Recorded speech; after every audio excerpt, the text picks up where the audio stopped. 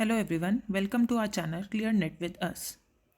In this video, we are going to discuss types of loyal customers or customer relationship groups.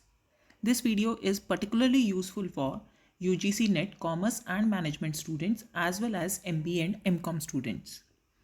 Before starting the video, please ensure that you are subscribed to our channel and hit the bell icon to get notification every time a video is uploaded. You can mail us at clearnetwithus@gmail.com and you can also follow us on our Facebook page. So let's start with the video. देखिए, business में हमेशा से एक belief रहा है कि customer loyalty जो है ना वो बहुत इम्पॉर्टेंट है बिजनेस के लिए.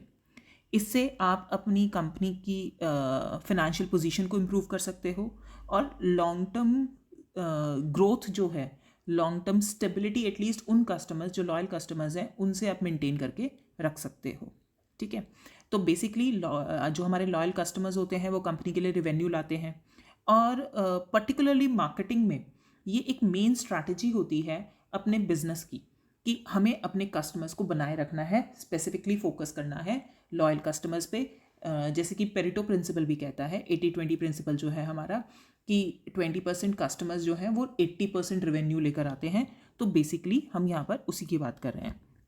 तो लॉयल कस्टमर्स जो हैं वो कंपनी के लिए, देखिए, loyal customers will continue to spend money on your company's product and services. अगर वो आपकी कंपनी के प्रोडक्ट और सर्विसेज पे मनी स्पेंड करते रहेंगे तो वो रेवेन्यू लाएंगे.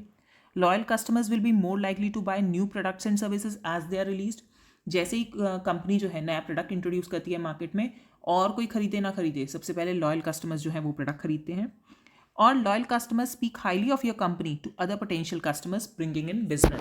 That means they spread positive word of mouth for your products as well as they become brand advocates for your products. तो बेसिकली देखिए, लॉयल कस्टमर्स जो है ना वो बिजनेस के लिए बहुत असेंशियल है. उनके बिना जो है वो बिजनेस नहीं चल सकता है. तो इसीलिए हर कंपनी जो है वो प्रेफर करती है कि उसके कस्टमर्स लॉयल रहें और कॉम्पिटिटर्स के पास जो है वो स्विच ओवर ना करें. लेकिन एक आर्टिकल पब्लिश हुआ था वर्नर राइनार्ड्स और वी कुमार ने, जिसका टाइटल था मिस मैनेजमेंट ऑफ लॉयल्टी. उन्होंने कहा था that not all loyal customers are valuable, कि जितने भी लॉयल कस्टमर्स होते हैं ज़रूरी नहीं है वो कंपनी के लिए वैल्यूएबल भी होंगे. Only certain customers truly bring in value to your company. सिर्फ कुछ कस्टमर्स होते हैं, लॉयल कस्टमर्स होते हैं, जो सच में आपको वैल्यू प्रोवाइड कर रहे हैं, वाइल द रेस्ट में actually harm your long term outlook. और बाकी जो हैं वो आपकी लॉन्ग टर्म में आपको हार्म भी कर सकते हैं. इस बेसिस पर उन्होंने कस्टमर्स को 4 ग्रुप्स में डिवाइड किया था, जो अभी हम आगे आने वाली स्लाइड पर पढ़ेंगे. अगर आपको ध्यान हो, हमने फर्स्ट स्लाइड में कहा था टाइप्स ऑफ लॉयल कस्टमर्स और कस्टमर रिलेशनशिप ग्रुप्स. तो इसी का हम एक दूसरा एस्पेक्ट भी देखते हैं. In order to fulfil the marketing strategy and capture maximum value from customers, the firm must build the right relationships with the right customers. जैसे ऊपर हमने कहा ना कि सारे लॉयल कस्टमर्स जो है वो वैल्यू ब्रिंग नहीं करते हैं कंपनी के लिए. यहाँ पर हम कह रहे हैं कि अगर हम मैक्सिमम वैल्यू चाहते हैं हमारे कस्टमर से हमें जनरेट हो, तो उसके लिए ज़रूरी है कि कंपनी राइट रिलेशनशिप्स बिल्ड करे राइट कस्टमर्स के साथ. इसके लिए अब हमें customer relationship groups model study करना ज़रूरी है, जहां पर कस्टमर्स को क्लासिफाई किया गया है प्रॉफिटेबिलिटी और लॉयल्टी के बेसिस पर. ठीक है, so it classifies customers based on their potential profitability for the company and leads to a way to manage the relationships with the different categories of customers accordingly. अभी जो metric study करेंगे उसमें हम profitability और loyalty के basis पर 4 customer group study करेंगे और उन कैटेगरी ऑफ कस्टमर्स के साथ कैसे रिलेशनशिप हमें बिल्ड करना है, मैनेज करना है, वो भी हम यहाँ देखेंगे. तो आइए देखते हैं ये मैट्रिक्स. ये है हमारा ये मैट्रिक्स जो है ये हमें बता रहा है, आप इन्हें कस्टमर रिलेशनशिप ग्रुप्स भी कह सकते हैं या ये टाइप्स ऑफ लॉयल कस्टमर्स भी हो सकते हैं. जैसे मैंने कहा था 2 बेसिस हैं हमारे, प्रॉफिटेबिलिटी और लॉयल्टी के बेसिस पर. प्रॉफिटेबिलिटी हाई, लो, प्रोजेक्टेड लॉयल्टी लो, हाई. इस बेसिस पर देखिए हमारे पास क्या क्या है. हमारे पास है ट्रू फ्रेंड्स, बटरफ्लाइज, स्ट्रेंजर्स और बार्नेकल्स. ठीक है, तो बेसिकली देखिए अब यहाँ पर क्या बता रहा है वो कि अगर प्रॉफिटेबिलिटी हाई है और लॉयल्टी जो है वो लो है तो ये हमारे हैं बटरफ्लाइज। प्रॉफिटेबिलिटी भी लो है, लॉयल्टी भी लो है, वो है स्ट्रेंजर्स। प्रॉफिटेबिलिटी हाई है, ठीक है, और लॉयल्टी भी हाई है, वो हमारे हैं ट्रू फ्रेंड्स। और प्रॉफिटेबिलिटी लो है लेकिन लॉयल्टी जो है वो हाई है, तो उनको हम कहते हैं बार्नेकल्स। ठीक है, अब अगर मैं इसे सिर्फ और सिर्फ आपको लॉयल्टी के बेसिस पर समझाऊं तो देखिए क्या है, हमारे जो ट्रू फ्रेंड्स हैं वो लॉयलिस्ट्स हैं, क्योंकि लॉयल्टी भी हाई है, प्रॉफिटेबिलिटी भी हाई है, तो ये वो कस्टमर्स हैं जो कंपनी के लिए सिर्फ प्रॉफिट नहीं ला रहे हैं बल्कि कंपनी का positive word of mouth spread कर रहे हैं, प्लस कंपनी के लिए ब्रांड एडवोकेट्स की तरह काम कर रहे हैं। ठीक है, तो वो हो गए हमारे ट्रू फ्रेंड्स। वहीं पर अगर हम स्ट्रेंजर्स की बात करें तो सिचुएशन बिल्कुल अपोजिट है, लॉयल्टी भी लो है और प्रॉफिटेबिलिटी भी लो है। ठीक है, तो ये वो लोग हैं, वो कस्टमर्स हैं जो मुश्किल से कोई रेवेन्यू फर्म के लिए लाते हैं और ये कंपनी के लिए लॉयल भी नहीं है। ठीक है, जैसे फॉर एग्जांपल कोई ऐसा कस्टमर, मतलब आप किसी कन्वीनियंस स्टोर पर जाके कभी कभार छोटी मोटी कोई चॉकलेट खरीद लेते हो, ठीक है, अदरवाइज आप उस कन्वीनियंस स्टोर पर कभी नहीं जाते हो, तो ये कोई रेवेन्यू तो ला नहीं रहे खास, मतलब हफ्ते में एक बार चलेगा और कुछ छोटी मोटी चीज़ ले आए तो उसे कोई रेवेन्यू नहीं आ रहा फर्म के पास। और क्योंकि ये ऐसे ही मतलब रेगुलर बेसिस पर नहीं जाते हैं तो ये कंपनी के लिए लॉयल भी नहीं है। ठीक है, वहीं पर अगर हम बटरफ्लाइज की बात करें जिसमें प्रॉफिटेबिलिटी हाई है लेकिन लॉयल्टी जो है वो लो है, तो ये वो कस्टमर्स होते हैं जो लॉयल नहीं है लेकिन ये आपकी कंपनी के प्रोडक्ट्स पे मनी स्पेंड करते हैं और अच्छा रेवेन्यू जनरेट करके देते हैं। ठीक है, लेकिन जैसे अब आप, अगर मैं आपको कहूँ कि वैसे आपको सैमसंग फ़ोन जो है वो अच्छा लगता है, लेकिन जब भी आप खरीदते हो तो आप आईफोन खरीदते हो। ठीक है, तो इस केस में देखिए क्या हो रहा है कि जो आप सपोर्ट तो कर रहे हो इन जनरल, बट आप खरीद कुछ और रहे हो, बेस्ट अवेलेबल चीज़ खरीद रहे हो मार्केट में, तो आप लॉयल नहीं हो। लेकिन जब आप खरीदते हो सैमसंग का फ़ोन तब आप उस पर अच्छा पैसा खर्च कर रहे हो, तो अच्छा रिवेन्यू ला रहे हो, लेकिन आप लॉयल कस्टमर नहीं हो क्योंकि आप रेगुलरली नहीं खरीद रहे हो। लास्ट है हमारे पास बार्नेकल्स। बार्नेकल्स के केस में प्रॉफिटेबिलिटी हमारी लो है और लॉयल्टी जो है वो हाई है। तो यहाँ पर क्या हो रहा है, यहाँ पर आपका जो कस्टमर है वो लॉयल है, बट ये जो लॉयल कस्टमर है ना, ये आपसे रेयरली ही कोई परचेज करता है, और क्योंकि ये रेयरली कुछ परचेज कर रहा है तो ये ज़्यादा प्रॉफिट भी फर्म के लिए नहीं ला रहा है। ठीक है, तो मतलब फॉर एग्जांपल कस्टमर आया, उसने आपकी शॉप से कुछ खरीदा, फॉर एग्जांपल कॉफ़ी शॉप है और उसने आकर एक कप ऑफ कॉफ़ी जो है वो परचेज़ की, फिर वो अब हर रोज़ आ रहा है आपकी कॉफ़ी शॉप में लेकिन कॉफ़ी नहीं परचेज़ कर रहा है, वो आके बैठता है, एसी में बैठता है, वाईफाई यूज़ करता है और चला जाता है, तो लॉयल्टी तो दिखा रहा है लेकिन परचेज़ नहीं कर रहा है, तो वो हमारे बार्नेकल्स हैं। तो ये प्योरली सिर्फ और सिर्फ लॉयल्टी के बेसिस पर मैंने आपको 4 कस्टमर ग्रुप्स यहाँ पर समझाए हैं। ठीक है, अब अगर मैं इसको आपको कस्टमर रिलेशनशिप ग्रुप की फॉर्म में बताती हूँ, देखिए सेम सिचुएशन है, यहाँ पर भी प्रॉफिटेबिलिटी है, यहाँ लॉयल्टी है, प्रॉफिटेबिलिटी हाई लो, लॉयल्टी में अगर कम है तो वो शॉर्ट टर्म कस्टमर्स हैं और लॉयल्टी हाई है तो वो लॉन्ग टर्म कस्टमर्स हैं। सेम हमारे नेम्स हैं, बटरफ्लाइज, ट्रू फ्रेंड्स, स्ट्रेंजर्स और बार्नेकल्स। बस अब इसको हम कस्टमर रिलेशनशिप की फॉर्म में समझते हैं। सबसे पहले फिर से बात करते हैं स्ट्रेंजर्स की। स्ट्रेंजर्स हमें लो प्रॉफिट पोटेंशियल, मतलब प्रॉफिट तो दे ही नहीं रहे, ठीक है, और लॉयल्टी भी लो है। तो इसका मतलब क्या है, गैप है जो कंपनी ऑफर कर रही है और जो स्ट्रेंजर की नीड है उसमें गैप है। तो देखिए यहाँ लिखा भी है मैंने, little fit between companies offering and customer needs.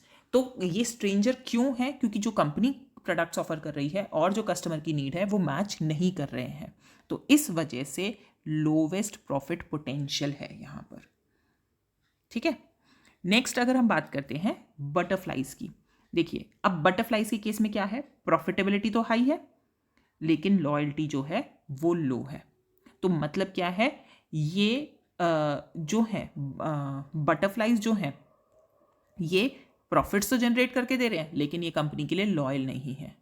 तो बटरफ्लाइज की जो नीड्स है ना वो कंपनी की ऑफरिंग से फिट बैठ रही हैं। ठीक है, मतलब जो बटरफ्लाइज, मतलब कस्टमर्स जो हैं उनकी जो नीड्स हैं और जो कंपनी ऑफर कर रही है वो फिट बैठ रही हैं। लेकिन इनके साथ हम लॉन्ग टर्म रिलेशनशिप बिल्ड नहीं कर पा रहे हैं, ठीक है।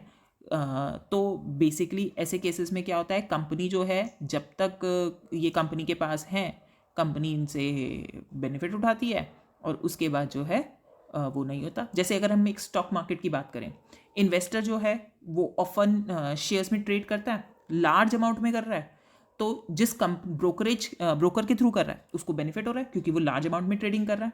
लेकिन एक इन्वेस्टर जो होता है ना, वो हमेशा अच्छी डील ढूंढता रहता है, जहां पर उसको अच्छी डील मिलती है वो वहां चला जाता है, तो वो किसी भी की तरफ भी लॉयल नहीं है।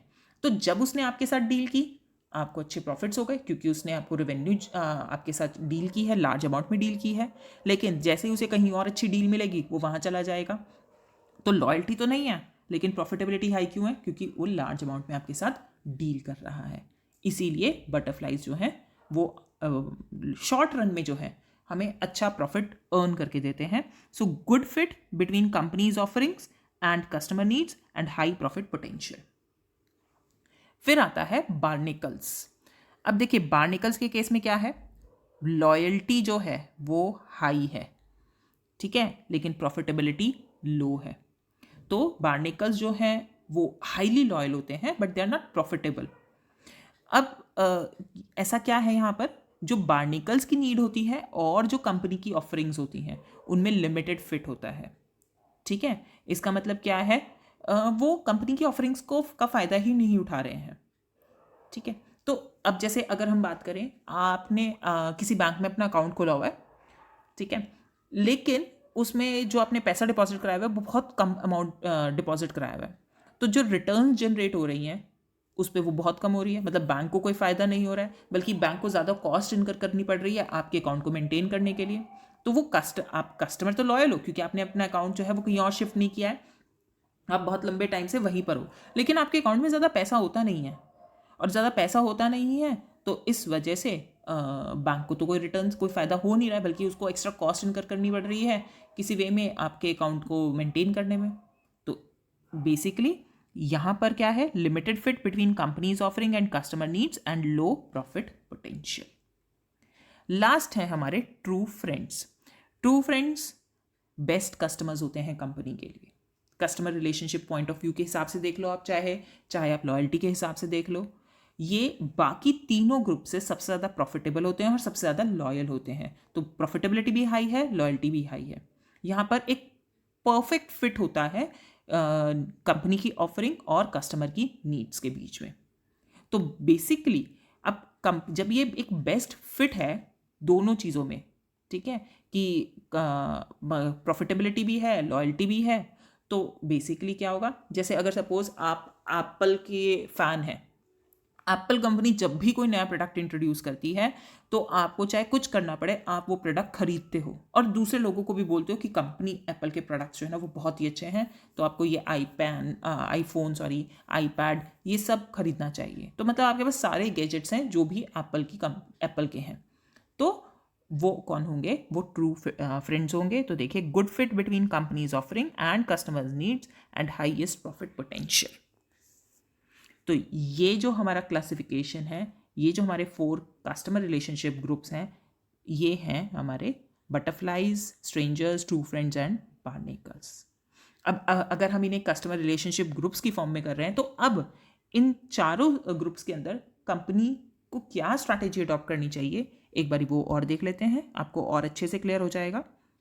तो देखिए, हमारे सबसे पहले हैं स्ट्रेंजर्स की प्रॉफिटेबिलिटी लो है। बहुत आसान तरीका है ये याद करने का, इसलिए मैंने ऐसे रिप्रेजेंट किया है। प्रॉफिटेबिलिटी लो है, लॉयल्टी भी लो है। तो इनके केस में कंपनी को क्या स्ट्रैटेजी अडॉप्ट करनी चाहिए, कंपनी यहाँ पर इन्वेस्ट ही नहीं करती है, कंपनी इन्वेस्ट करना ही नहीं चाहिए, मतलब वो वेस्टेज ऑफ टाइम होगा क्योंकि फिट है नहीं कंपनी की ऑफरिंग और कस्टमर की नीड्स के बीच में। तो बेसिकली सिंपल स्ट्रैटेजी है, do not invest anything in दम, इन पे अपना टाइम ही वेस्ट नहीं करना है। फिर आते हैं हमारे बटरफ्लाइज। प्रॉफिटेबिलिटी तो हाई है लेकिन लॉयल्टी जो है वो लो है, ठीक है, potentially profitable but not loyal. तो इस केस में अब क्या है, कंपनी की क्या स्ट्रैटेजी होती है, जब तक ये हमारे कस्टमर है ना तब तक इनसे बेनिफिट्स रीप करो, इनसे जो हमें बेनिफिट्स मिल रहे हैं उसका फ़ायदा उठाओ। जब ये चले जाए तो इन पर ध्यान देना छोड़ दो. After that cease investment in them. ये सिंपल स्ट्रैटेजी हम यहाँ फॉलो करते हैं. देन आते हैं हमारे बार्निकल्स. प्रॉफिटेबिलिटी लो और लॉयल्टी हाई है. तो अब बार्निकल्स के केस में क्या था, वो कस्टमर्स जो लॉयल तो हैं लेकिन कंपनी को प्रॉफिट नहीं दे रहे हैं. जो अभी मैंने आपको बैंक का एग्जांपल दिया था कि बैंक में अकाउंट तो है लेकिन उसमें अमाउंट नहीं है. तो ऐसे केसेस में कंपनी क्या करती है, या तो उन्हें क्रॉस सेल करने की कोशिश करती है या अपसेल. क्रॉस सेल मतलब एक के साथ कुछ और चीज़ भी, और अपसेल जो वो करंटली खरीद रहे हैं उससे बेटर चीज़ उनको ऑफर करने की कोशिश करती है, उनको सेल करने की कोशिश करती है. तो कोशिश करनी चाहिए उनको उनके साथ क्रॉस सेलिंग या अपसेलिंग करने की. अगर ये वर्क नहीं करता है तो उस केस में फायर सच कस्टमर्स. ठीक है, मतलब कंपनी के पास और कोई ऑप्शन नहीं बचा है, क्योंकि कंपनी को उतने बेनिफिट्स नहीं मिल रहे हैं जितनी कंपनी को कॉस्ट इनकर करनी पड़ रही है. तो आपके कोई प्रॉफिट नहीं आ रहे हैं, तो ऐसे कस्टमर्स को कंपनी फायर कर देती है. करना चाहिए कंपनी को बेसिकली. लास्ट है हमारे ट्रू फ्रेंड्स. ट्रू फ्रेंड्स के केस में प्रॉफिटेबिलिटी भी हाई है, लॉयल्टी भी हाई है. तो इनके लिए तो सिंपल क्या है, ट्रेजर दीज कस्टमर्स.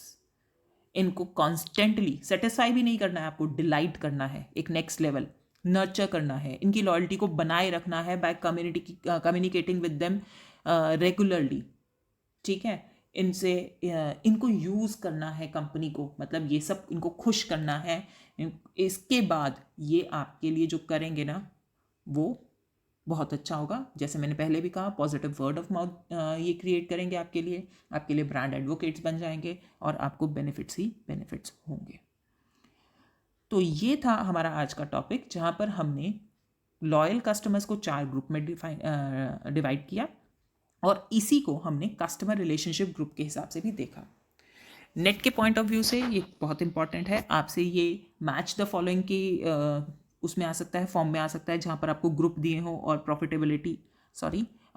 ग्रुप्स दिए हो और प्रॉफिटेबिलिटी और लॉयल्टी के बेसिस पर आपसे मैच कराया जाए, या फिर ग्रुप देकर आपको स्ट्रैटेजी बताई जाए और पूछा जाए आपसे कि कौन सी स्ट्रैटेजी कौन से ग्रुप की है. तो ये उसके व्यू पॉइंट से बहुत इंपॉर्टेंट है. होप आपको आज का टॉपिक क्लियर होगा. अगर आपकी कोई भी क्वेरी है तो आप नीचे हमें कमेंट बॉक्स में लिखकर बता सकते हैं. जल्दी मिलेंगे एक नई वीडियो के साथ. Till then take care, happy learning, thank you.